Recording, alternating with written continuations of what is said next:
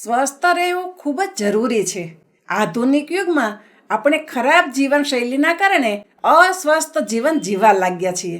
આ બધાને કારણે આપણને વિવિધ પ્રકારના રોગો થાય છે.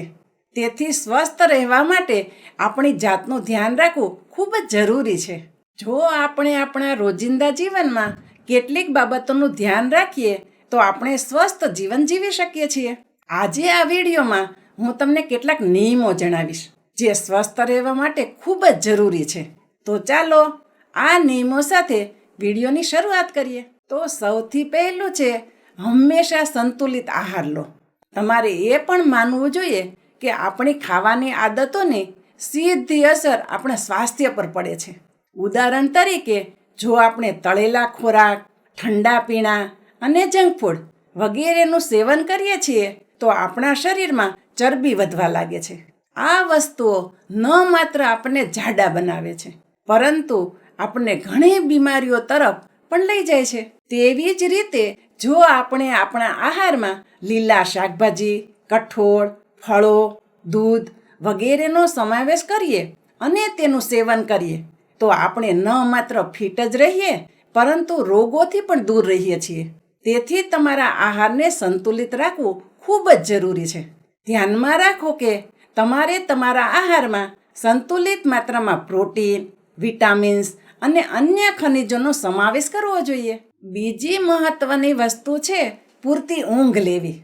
શરીરને સ્વસ્થ રાખવા માટે સવારે વહેલા ઉઠવું જોઈએ અને રાત્રે વહેલા સૂવું જોઈએ. શિસ્તબદ્ધ દિનચર્યાને અનુસરીને આપણે માત્ર સ્વસ્થ રહીએ એટલું જ નહીં, પણ આપણે આનંદ પણ અનુભવીએ છીએ. રાત્રે વહેલા સૂવાથી આપણને સવારે વહેલા ઉઠવામાં મદદ મળે છે. જો આપણે રાત્રે વહેલા સૂતા પછી સવારે વહેલા ઉઠી જઈએ તો પણ આપણી ઊંઘ પૂરી થાય છે. આપણા શરીરને જોઈએ તેટલા કલાકોની ઊંઘ મળે છે, જેના કારણે આપણા શરીરની વિવિધ પ્રક્રિયાઓ પણ યોગ્ય રીતે થાય છે. સમયસર સૂવાથી અને સમયસર જાગવાથી માત્ર શારીરિક લાભ જ નથી મળતો, પરંતુ તેનાથી અનેક માનસિક લાભ પણ થાય છે. આના દ્વારા આપણે સકારાત્મક અનુભવ કરી શકીએ છીએ. ત્રીજી મહત્વની વસ્તુ છે સવારનો નાસ્તો. સ્વસ્થ રહેવા માટે વ્યક્તિએ સમય પ્રમાણે કામ કરવું જોઈએ, જેમ કે સમયસર નાસ્તો કરવો, સવારે યોગ્ય સમયે નાસ્તો કરવાની આદત કેળવવી જોઈએ. એક સંશોધનમાં સાબિત થયું છે કે જે લોકો નાસ્તામાં પૌષ્ટિક ખોરાક લે છે તેઓ દિવસભર તાજગી અનુભવે છે. આ સાથે જ તેમનું વજન પણ સંતુલિત રહે છે. નાસ્તામાં આપણે દૂધ, માખણ અને ફળ વગેરેનું સેવન કરી શકીએ છીએ. નાસ્તામાં પૂરી, પરાઠા અથવા તળેલા ખોરાકને બદલે દલિયાનું સેવન કરવું વધુ સારું છે. આનાથી આપણે દિવસભર તાજગી અનુભવીશું. તેની સાથે જ ચીડિયાપણું પણ દૂર થશે. ચોથી મહત્વની વસ્તુ છે પૂરતું પાણી પીવો. સ્વસ્થ રહેવા માટે પૂરતા પ્રમાણમાં પાણીનું સેવન કરવું જોઈએ. મોટે ભાગે એવું જોવા મળે છે કે લોકો સવારે સૌથી પહેલા ચા પીવે છે. જો સ્વાસ્થ્યના દ્રષ્ટિકોણથી જોવામાં આવે તો આ આદત સારી નથી. સવારે ખાલી પેટ ચા ન પીવી જોઈએ, પરંતુ ચા પીતા પહેલા ખાલી પેટ હુંફાળું ગરમ પાણી પીવું ફાયદાકારક છે. આ સાથે દિવસભર પૂરતા પ્રમાણમાં પાણીનું સેવન કરવું જોઈએ. CDCના રિપોર્ટ મુજબ એક પુખ્ત વ્યક્તિએ દિવસમાં લગભગ 5 થી 6 લીટર પાણી પીવું જોઈએ. આપણે દરરોજ કેટલું પાણી પીવું જોઈએ તે વ્યક્તિની ઉંમર અને લિંગ પર આધાર રાખે છે. પૂરતા પ્રમાણમાં પાણીનું સેવન કરવાથી આપણા શરીરને પાણીની સપ્લાય થાય છે અને તેની સાથે તે શરીરમાં રહેલા ઝેરી તત્વોને બહાર કાઢવાનું કામ કરે છે. આપણા શરીરમાં પૂરતા પ્રમાણમાં પાણીની ભરપાઈ કરવા માટે આપણે ફળો અને શાકભાજીના રસનું સેવન પણ કરી શકીએ છીએ. પાંચમી મહત્વની વસ્તુ છે વર્કઆઉટ અથવા કસરત. સ્વસ્થ રહેવા માટે કસરત ખૂબ જ જરૂરી છે. આપણે દરરોજ 30 થી 40 મિનિટ કસરત કરવી જોઈએ. દરરોજ વ્યાયામ કરવાથી શરીરમાં ઊર્જાની વ્યવસ્થા જળવાઈ રહે છે. આ સાથે જો શરીરમાં વધારાની ચરબી હોય તો તે પણ દૂર થઈ જાય છે. સવારે ઉઠ્યા પછી કસરત કરવી શરીર માટે ખૂબ જ ફાયદાકારક છે. યોગ અને ધ્યાન પણ સારી પ્રક્રિયા છે. જો તમે જરા પણ વ્યાયામ નથી કરતા તો આજથી જ કસરત કરવાનો પ્રયાસ શરૂ કરો. શરૂઆતના દિવસોમાં તમે 2 થી 3 મિનિટ કસરત કરી શકો છો, પરંતુ તેને આદત બનાવો. શરીરને તંદુરસ્ત રાખવા માટે સ્વિમિંગ પણ કરવું જોઈએ. સ્વસ્થ રહેવા માટેના કેટલાક અન્ય દૈનિક નિયમો પણ મહત્વપૂર્ણ છે. હવે આપણે તેની ચર્ચા કરીશું. કબજિયાતથી પીડાતા લોકોએ સાંજે પપૈયાનું સેવન કરવું જોઈએ. ફાઇબરયુક્ત ખોરાક લેવાથી કબજિયાતમાં રાહત મળે છે. દાંતને સ્વસ્થ અને સ્વચ્છ રાખવા માટે રાત્રે સૂતા પહેલા દાંત સાફ કરવા જોઈએ. પછી 1 ગ્લાસ ગરમ પાણી પીને જ સૂવું જોઈએ. જમતી વખતે વધારે પાણી ન પીવું જોઈએ.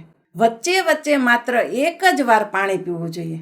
જો શક્ય હોય તો ખોરાક ખાધા પછી અડધા કલાક પછી પાણી પીવું. દરરોજ યોગ કરવા આપણા શરીર માટે ફાયદાકારક છે. તે આપણને ગંભીર રોગથી પણ બચાવી શકે છે.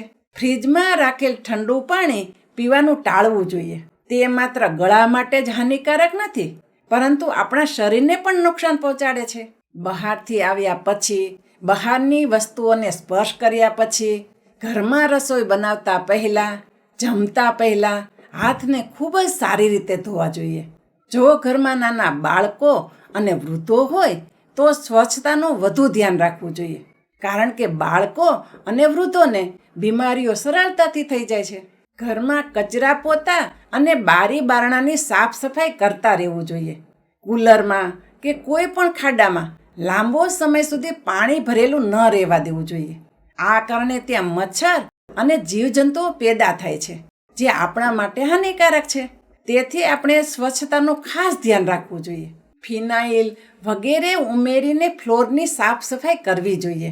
શૌચાલય અને બાથરૂમ હંમેશા સ્વચ્છ રાખવા જોઈએ. અહીંથી જ બીમારીનું જોખમ વધારે હોય છે. ખોરાકમાં પૌષ્ટિક ખોરાક, દૂધ, દહીં, સલાડ, ફળો, અનાજ, લીલા શાકભાજી વગેરેનો ઉપયોગ કરવો જોઈએ. શાકભાજી અને ફળોનો ઉપયોગ હંમેશા ધોયા પછી જ કરવો જોઈએ. ખોરાક રાંધવા માટે સોયાબીન તેલ, સૂર્યમુખી તેલ, મકાઈ તેલને પ્રાધાન્ય આપવું જોઈએ.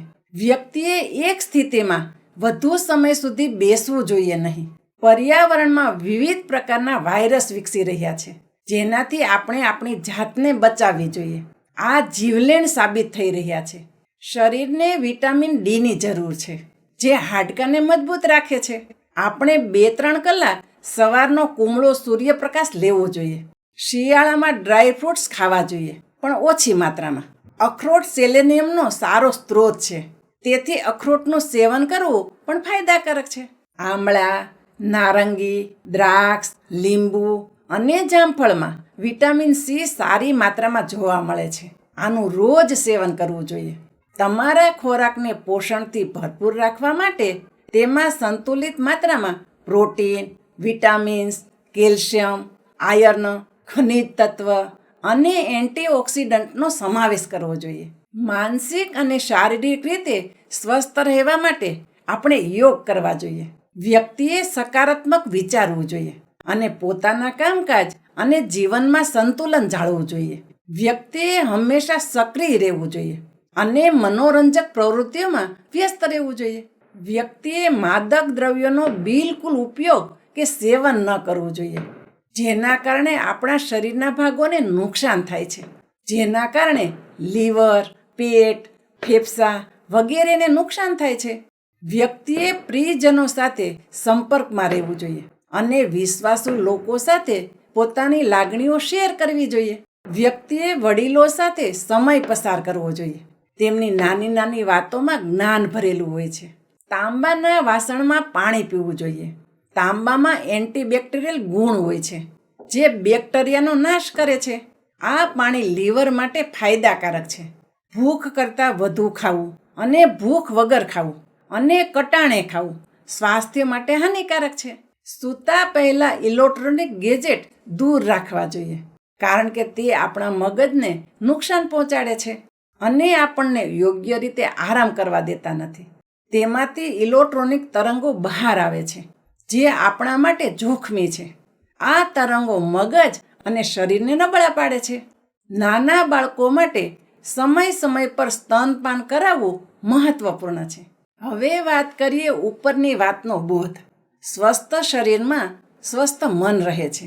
જે વ્યક્તિ રોગથી સુરક્ષિત રહે છે તે દરેક ક્ષેત્રમાં સફળતા પ્રાપ્ત કરે છે. આ બધાને ધ્યાનમાં રાખીને આપણે આપણા આહારને સંતુલિત બનાવવો જરૂરી છે. આ વિડીયોમાં મેં સ્વસ્થ રહેવા માટેના કેટલાક મહત્વપૂર્ણ ઉપાયોની ચર્ચા કરી છે. હું આશા રાખું છું કે આ વિડીયો તમારા માટે મહત્વપૂર્ણ સાબિત થશે. તમે વિડીયોને લગતા તમારા પ્રશ્નો અને સૂચનો કોમેન્ટ બોક્સમાં લખીને અમારી સાથે શેર કરી શકો છો. વિશેષ કોઈ પણ પ્રકારની એલર્જી સમસ્યા અથવા તબીબી સારવારના કિસ્સામાં કોઈ પણ નિયમનું પાલન કરતા પહેલાં તબીબી સલાહ લેવી જરૂરી છે. સંતુલિત આહારનો અભાવ સ્ત્રીઓમાં કુપોષણ, એનિમિયા અને ગોઈટર અને બાળકોમાં રિકેટ્સ અને રાત્રિ અંધત્વ તરફ દોરી જાય છે. આ બધું સંતુલિત આહારના અભાવને કારણે થાય છે. મિત્રો, મને આશા છે આજનો આ વિડીયો તમને જરૂર પસંદ આવ્યો હશે. આમાંથી તમે કંઈક ને કંઈક નવું જાણ્યું હશે. જો તમને આ વિડીયો પસંદ આવ્યો હોય તો વિડીયોને લાઈક કરી દો. ચેનલ ઉપર નવા હોય તો ચેનલને સબસ્ક્રાઈબ કરી દો અને આ વિડીયોને તમારા પરિવાર અને મિત્રોમાં શેર કરો, જેથી તેને પણ સ્વાસ્થ્ય માટે ફાયદો મળી શકે. ચાલો મિત્રો, આની સાથે જ હું શારદાબેન ગોસ્વામી રજા લઉં છું. ફરી મળીએ એક નવા વિડીયો સાથે. ત્યાં સુધી મસ્ત રહો, સ્વસ્થ રહો.